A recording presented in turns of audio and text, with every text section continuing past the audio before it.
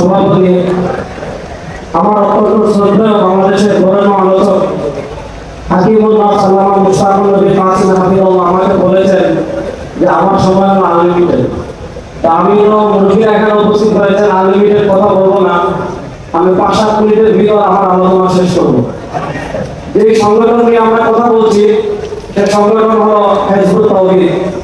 Hizb ut তাওহীদ মূলত হলো একটা ফটোকপি। এই ফটোকপিটা আসছে পাকিস্তানের এনায়েতুল্লাহ মাসিকি তাহরিকে খাচ্চার থেকে।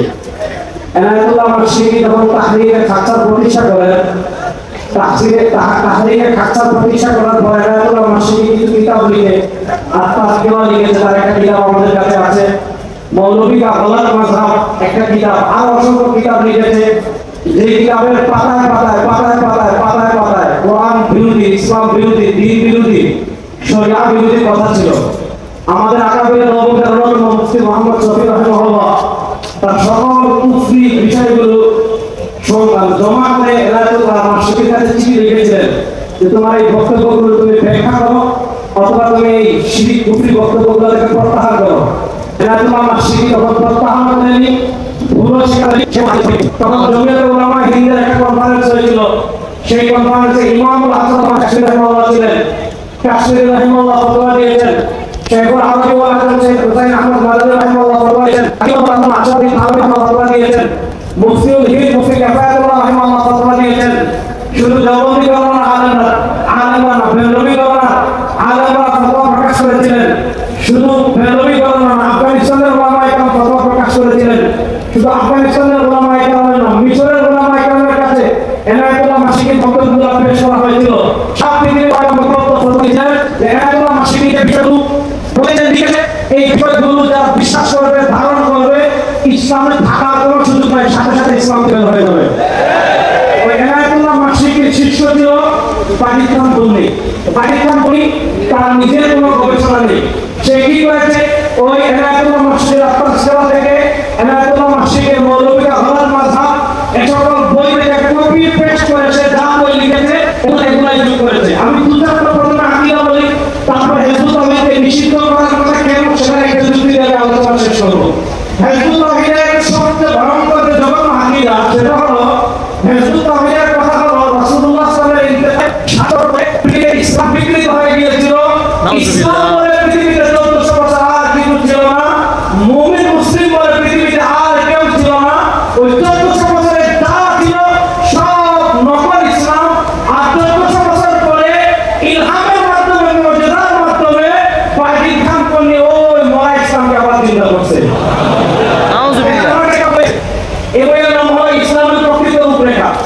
এই বই লিখেছেন ইমামুজ্জামান পাকিস্তান পন্নী। এই বই থেকে 48 নম্বর থেকে একটা বক্তব্য পড়ে শোনাই আপনাদের। এই বইয়ের 48 নম্বর পৃষ্ঠায় আপনারা এই পাকিস্তান পন্নী লিখেছেন, দুর্ভাগ্য বিশ্ববিদ্যালয়ে ৭৭ বছর পর ইবলিস এই উম্মাহ আকীদার বিকৃতি ঢুকিয়ে দিতে সমর্থ হলো। তারপরে এই যে আল্লাহর রাস্তায় জিহাদ, ওই 5 দফা কর্মসূচি দুটোই ত্যাগ করে ইসলাম ও উম্মত মুহাম্মদী দুটো থেকেই বহিষ্কৃত হয়ে গেল। অর্থাৎ রাসূলুল্লাহ সাল্লাল্লাহু আলাইহি ওয়াসাল্লামের ইন্তেকালের ৬০-৭০ বছর পর পর্যন্ত যারা ছিল তারা মুমিন মুসলিম ছিল। ৭০ বছর পর সব একটা মুজিজার কথা হয়ে গিয়েছে। এটা একটা ভালো কথা আমি আপনাদের বলি। রাসূলুল্লাহ সাল্লাল্লাহু আলাইহি ওয়াসাল্লাম ইন্তেকাল করেছেন কত হিজরিতে? 11 হিজরিতে। আর পাকিস্তান পন্নী বাসলে ৬০-৭০ বছর পর্যন্ত ইসলাম ছিল। তখন ৭০ বছর, তাহলে ৭০ ৮১ বছর, অর্থাৎ ৮০ হিজরি পর্যন্ত ইসলাম ছিল। ৮০ হিজরি মুসলিমও ছিল না। ৮০ হিজরি পরে যারা সব কাফের। এবার আসেন ৮১ হিজরি থেকে ৮০ পর্যন্ত সর্বশেষ আমি ইন্তেকাল করেছেন কত হিজরিতে? ১০ হিজরিতে। হিজবুত তাওহীদ আমি হলো ৮০ হিজরি থেকে ১০০ হিজরি পর্যন্ত যে সর্বশেষ সাহাবী আল্লাহ রাসূল সাল্লাল্লাহু আলাইহি ওয়াসাল্লাম সাহাবী। হিজবুত তাওহীদের আকীদা হলো ৮০ হিজরির আগে সাহাবীরা ঠিক ছিলেন, আর ৮০ হিজরির আকীদার পরে ১৮০ হিজরি থেকে ১১০ হিজরি পর্যন্ত যত সাহাবী ছিলেন সব সাহাবী কাফের হয়ে গিয়েছিলেন। নাউযুবিল্লাহ। সব সাহাবায়ে কেরামের ঈমান ঠিক ছিল, যারা বলে সাহাবায়ে কেরাম কাফের হয়ে গিয়েছেন আসলে তাদের জন্মের সমস্যা, অন্য কোনো সমস্যা না। আসলে তাদের ধর্ম পরিচয়ের সমস্যা।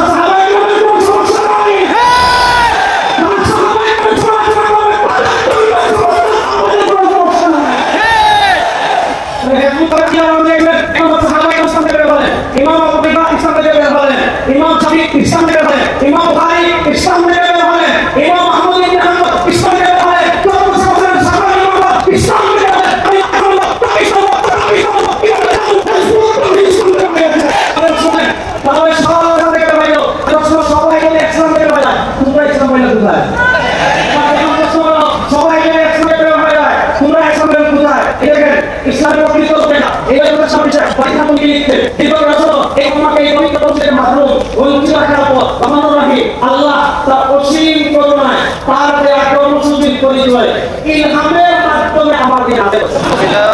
এবং সর্বপর আল্লাহ আমাদের ওই সামনে রাখতে এবং আমি তা করে এই ধারে ভাঙে ছোট বাবার জন্য রাসূলুল্লাহ আলাইহি ওয়াসাল্লাম আল্লাহ মুতাআল্লাহ রাসূলুল্লাহ আলাইহি ওয়াসাল্লাম আমি কাম করে হচ্ছে যে আল্লাহ তাআলা আমরা জানি মুসাকে মুজিজা দিয়েছেন, তো এইখানে মুজিজা দিয়েছেন আমাদের রাসূল সাল্লাল্লাহু আলাইহি ওয়াসাল্লামকে মুজিজা দিয়েছেন। একটু বলে যে আল্লাহ তাআলা রাসূলুল্লাহের ইমাম বাইহান পন্নী যে সত্য এই প্রমাণ করা নাকি এটা প্রমাণ করার জন্য মুজিজা দিয়েছেন।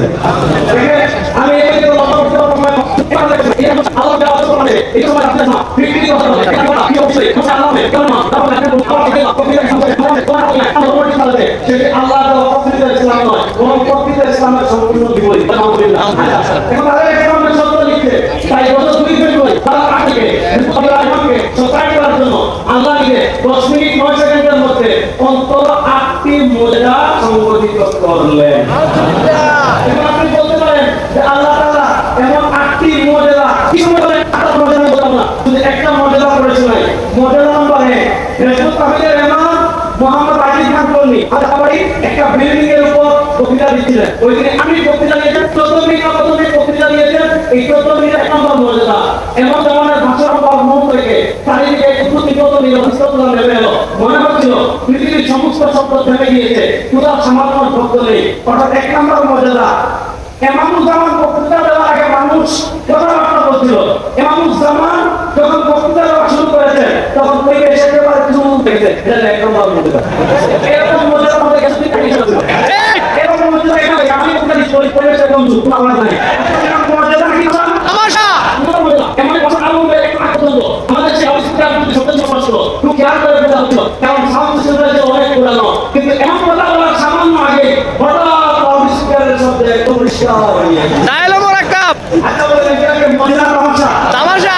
আচ্ছা এখানে আপনারা বলেন মর্যাদা আছে কার উপর? নবীর উপর। দুনিয়ার কোন মানুষ শুনেন দুনিয়ার যত বড় নবী তিনি যদি বলে আমার উপর মর্যাদা আছে, যদি কোন মানুষ নবী ছাড়া অন্য কেউ মর্যাদা দাবি করে আল্লাহ বলেন মুসলমান কাফের।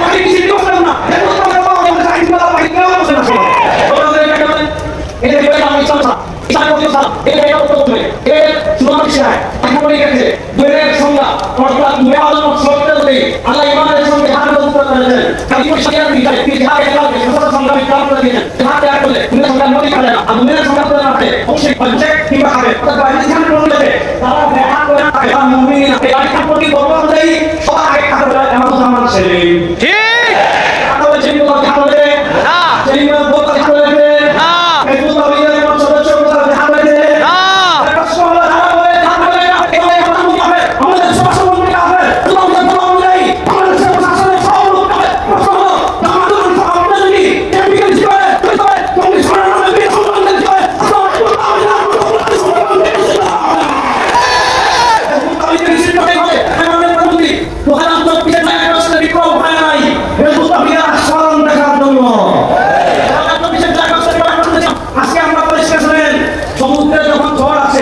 সবার আগে আবহাওয়া দিতে হবে এক নম্বর সিগন্যালে, তারপর আমরা একটু পাই সিগন্যালে, তারপর নম্বর সিগন্যাল আসে, তার নম্বর সাত নম্বর সিগন্যাল আসে, তারপর আসে ঘূর্ণিঝড়। আমরা মানুষ সরকার দেবো ট্রান্সজেন্ডার বিয়ে না হয় মহামারী সম্বন্ধ করতে হবে, কিন্তু তো বিয়ে সম্বন্ধ করতে হবে, তার মধ্যে সম্বন্ধ করতে হবে,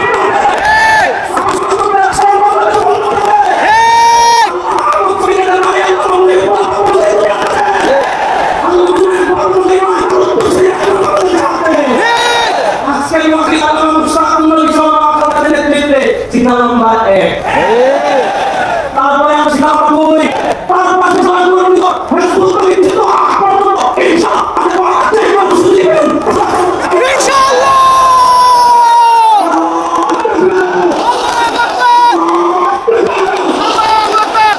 আসসালামু আলাইকুম ওয়া রাহমাতুল্লাহ।